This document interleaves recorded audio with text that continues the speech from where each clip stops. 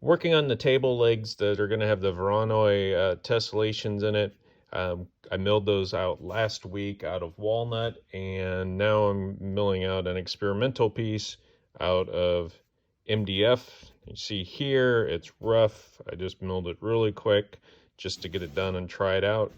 And then I started looking through my router bits, and I didn't really have the bits that I wanted to use for this. My round over bits were a little too large. They won't be getting in these corners. And I wasn't sure if I wanted to go with a round over, given this is geometric, thinking something a little more straight lined. So just a slight chamfer on there, not a 45 or anything massive. So I got with the guys at Tools today and ordered up a couple of Amana bits. I want to show you. This is the first one. I got a little miniature round over bit. Looks like your typical 1/8 inch round over. Got a smaller bearing up here. This is your normal one. It's just a little smaller, maybe 2 millimeters. And I'll probably have to change this bearing out to get into some of these corners because they are pretty tight. So that's pretty nice, and I'm going to try that out. I don't think this is the way I'm going though. I think I'm going to go with something a little different, and something with just a slight edge. And that is this guy. This is a 7th degree bevel trim bit. And you're like, that's pretty small. Well, let's show you exactly how small this is. This is your normal flush cut bit. And you can see this guy is little bitty. And then on a 1/2 inch, this is a 7 degree as well, and a 1/2 inch. You can see how small that is. This, one last thing, if you still haven't got it, there you go. Pencil for scale. Sorry I didn't have a banana laying around, but like the eraser is bigger than the bearing. So this is going to give me a nice slight edge in here, keep the geometry, and just show a little bit more of that inside wood grain.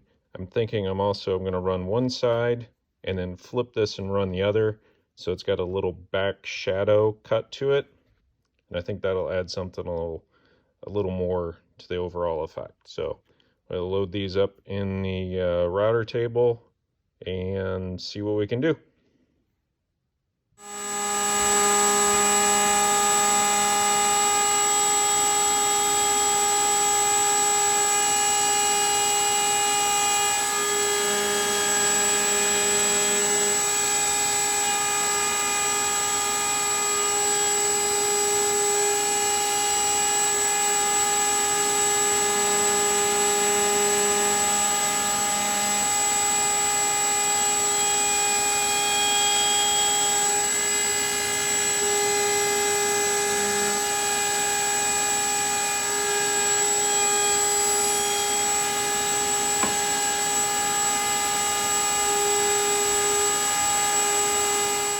Done at the router table, and I went ahead and ran both sides with the 7 degree. The round over just was not going to be right for this piece. So anyway, ran both sides, and it did leave a little bit of a line. I ran the edge here so you can kind of see it a little better. You can really see it down here, right here.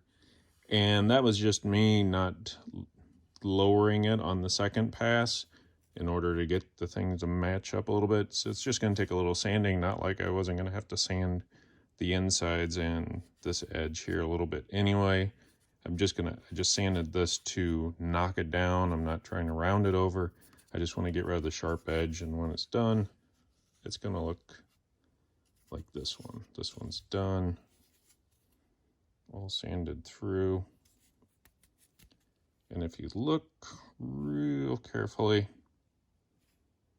it's kind of hard to see, but there's just a little bit, man, it's not even a millimeter really, of difference from the edge to the middle and then back down again. And that's all I wanted, just something a little bit to show off a little bit more of the grain in here. Well, it will on the walnut at least, and not be just bam in your face about it.